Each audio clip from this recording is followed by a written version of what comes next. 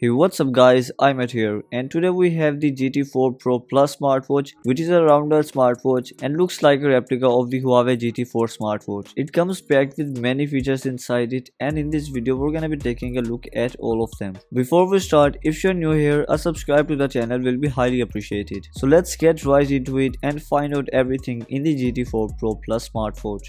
So here is the box, let's get it out. First of all, lift this up. So first of all, we get the GT4 Pro Plus smartwatch. Then we have the user manual to get you started with the smartwatch. After that, we get the USB-A wireless charger, and in the end we have 22mm silicone straps. So here's a first complete look on the smartwatch. The smartwatch comes in 47mm size and the dimensions are 47 into 47 into 11.5mm. The smartwatch comes in metallic frame. On the right side we have two keys. First of all, we have this crown key, which can be used to access the menu and to go back from any selection, and it can also be used for scrolling purposes. It is not insensible. After that, we have the side key, which can be used to turn on the screen of dial. You can go to settings and go to key definition, and here you can customize the double click as well as long press function on the side key. After that, we have the microphone here, and on the left side we get the speaker holes. On the back side we have the wireless charging and health sensors, and here we have the straps area, and it is compatible with all of the 22mm straps.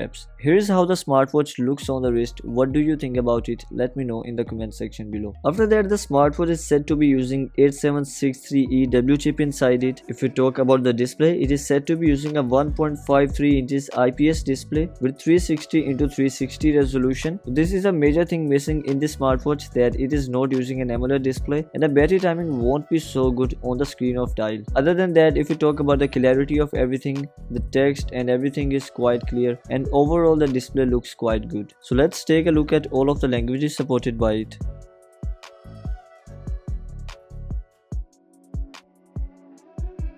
So these were all of the languages supported by it. After that, let's take a quick look at all of the watch faces.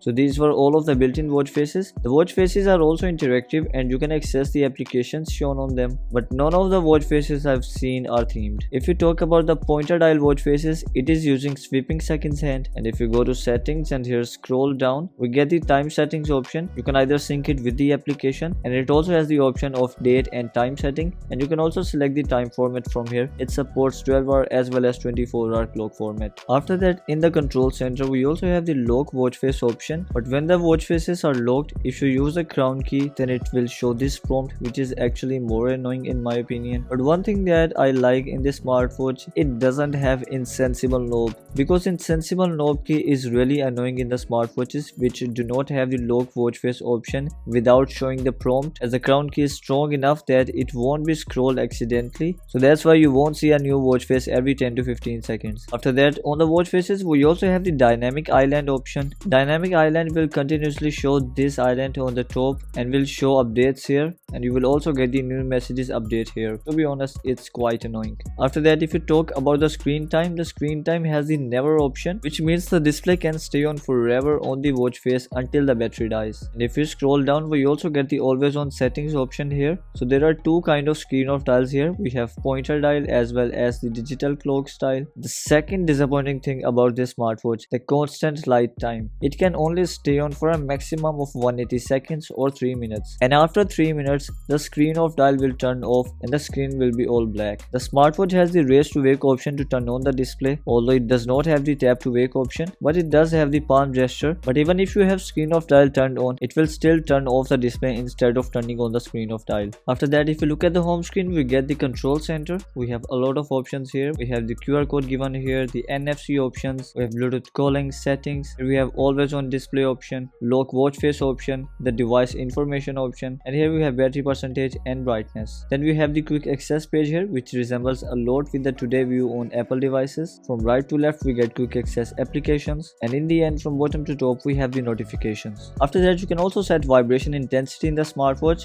and the level 3 looks quite good, although I haven't found any option to set the sound levels in the smartwatch. After that, you can also add a passcode in the smartwatch. If you look at the menu styles, the style resembles a lot with the Huawei watchOS. In the cellular menu style, we also have scroll down as well as this scroll up gesture. Then you can double click the crown key to change the menu style. So let's take a look at all of the menu styles. So we have this list view. To be honest, for ease of access, I prefer the list view over any other menu style. Then we have this circular menu style. After that, we have another menu style. This one also looks quite good. In the end, we have another circular menu style, and these were all of the menu style. The cellular menu style also has menu opening transition, but it does not have app opening or quitting transition. It uses the RD-Fit application and is detected as GT4 Pro Plus. First of all, we have the watch faces here, and in the dial market, we have a lot of pointer watch faces as well as digital watch faces which are available for totally free. So all you need to do is just tap here and it will start to push the watch face to the smartwatch. And as you can see that the watch face has been pushed to the smartwatch. If you want to use your own picture from the gallery, go to the customized watch face section. Here first of all you can tap here and choose a picture, then tap on done. After that you can also add borders to the picture. You can also use a custom border from the gallery by tapping here. For example, if I go with this one, then here we have the ornament option. You can also add ornaments on the watch face. Then you can also add the text on the watch face, and in the end you can also add a scribble on the watch face. And once you are done with it, you can come here and choose digital dial, and you can freely move it on the watch face. Then it also has the pointer dial option. With the digital watch face, you can also use the health function to be shown on the watch face. Then we have the notifications, and in notifications we have the others option, which means even if an application isn't listed here, it can still send you the notifications for it. It wakes up the display when you receive a new notification and shows a full screen prompt. And for longer notification, it does support scrolling, but it does not support emojis. Here's how the notification center is shown. It does not have the red dot alert since it shows the full screen prompt, but if you have the dynamic island turned on, then in the dynamic island it will show the red dot that you have a new message, and once you have read the unread notification, then it will show no news here. And when dynamic island is enabled, instead of showing a full screen prompt, it just shows new message here. After that, you can also use the smartwatch as a Bluetooth shutter button and tap here to click pictures using it. Here we have the find device option, using which the smartwatch will start to ring and vibrate so you can easily find it.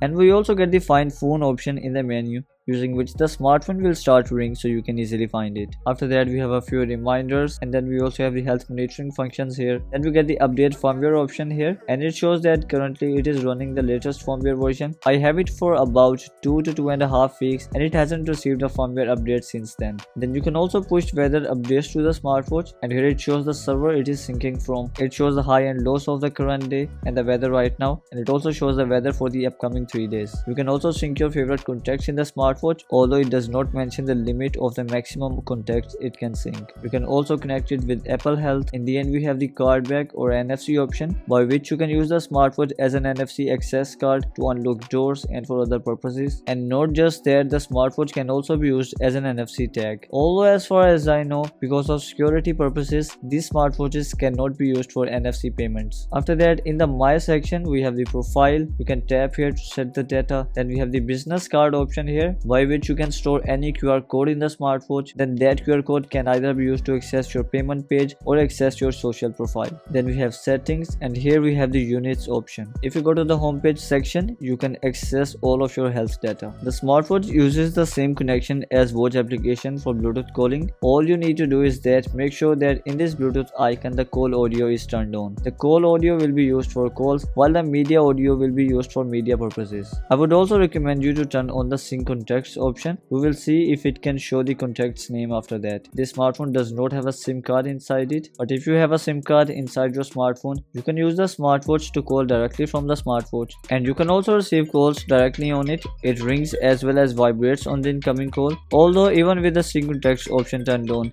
it does not show the name of the caller. And another great thing is that it also supports the WhatsApp as well as WhatsApp business calls, which means it will also support calls from other applications. When you accept the call, it has the option to transfer the call to the smartphone and back to the smartwatch from here. And quite weird, but after accepting the call, it shows the name of the caller. Here we have the sound adjustment option. You can mute the call from here, and in the end you can end the call from here. Using Bluetooth calling, you can also access the voice assistant directly on it. How's the weather today? Expect partly cloudy skies today. Daytime temperatures will hover around 17 degrees, with overnight low So the volume level is not loud, but it is good enough to be heard properly, and it is also quite clear. And now our final test using Bluetooth calling to see if we can control the media playing on our device without shifting the sound from the smartphone to the smartwatch. For that, I'm gonna access the control center and turn off media audio. Then I'm gonna play a song file on the smartphone. So currently the sound is being played on the smartphone. So I'm gonna open the music application.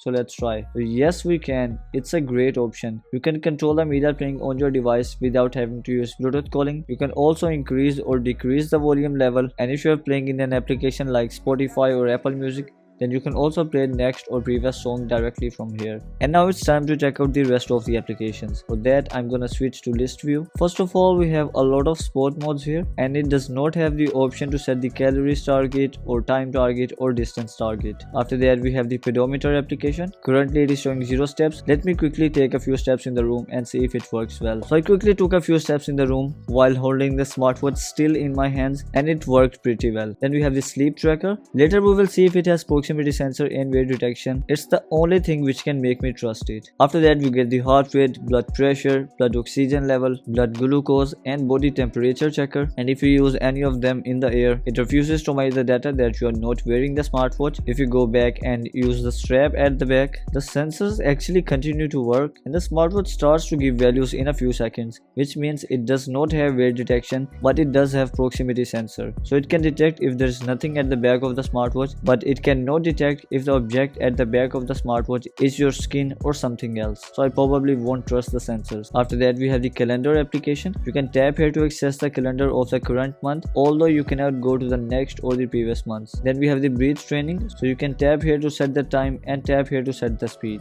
After that, we have the calculator, and it has the basic functionalities like addition, subtraction, multiplication, and division. It does not have the percentage option, but the basic functions work well. Then if you scroll down, we have the timer application. We have some predefined times here. You can tap here to set the time according to your need. Let's set it for 1 second. So when the timer ends, it only vibrates 4 times. It does not have the ring option. Then we have the stopwatch application. You can tap here to start the stopwatch and tap here to add laps. So I'm gonna add 5 to 6 laps and then end it. And when it ends, it only shows the last 2 laps. There is no way to check the rest of the laps, because when the stopwatch is stopped, this button will be used to reset it. One thing that I really like about it is that the stopwatch can run in the background. Then you can also add alarms directly in the smartwatch. So let's set the alarm, and here is how the alarm is shown. It rings as well as vibrates, but it does not have the snooze option.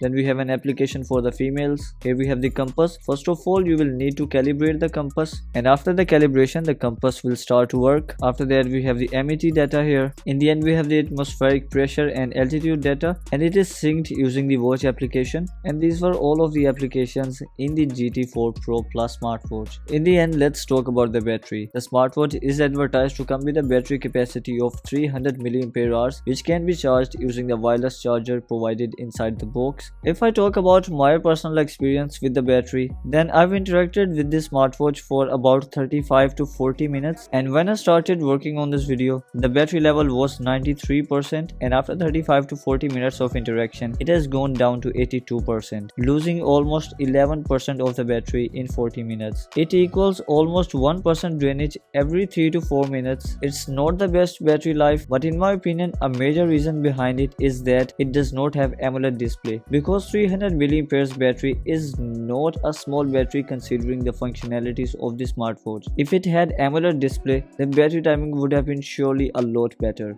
So guys, this was all from today's video and from the GT4 Pro Plus smartwatch. So what do you think about it? Overall, I really like the quality of the smartwatch, and the overall look also looks quite good. I also really like the curved display on the smartwatch, and just like GT4 Pro smartwatch, the only 2 things missing in this smartwatch includes an AMOLED display and a screen of dial which could stay on forever. Other than that, this smartwatch looks just perfect, and I have to say that I appreciate that this smartwatch does not have insensitive knob key, and it won't change the watch faces accidentally. If you would like to place an order, I'm gonna be leaving its link in the description box below, and I would really appreciate if you can use that link to purchase the smartwatch. Make sure to hit the thumbs up button if this video helps you out. You can also visit the channel to find many more amazing smartwatch videos like this. Subscribe to the channel and turn on notifications. I'll catch you in the next one. Until next time, this is iMAT. Peace.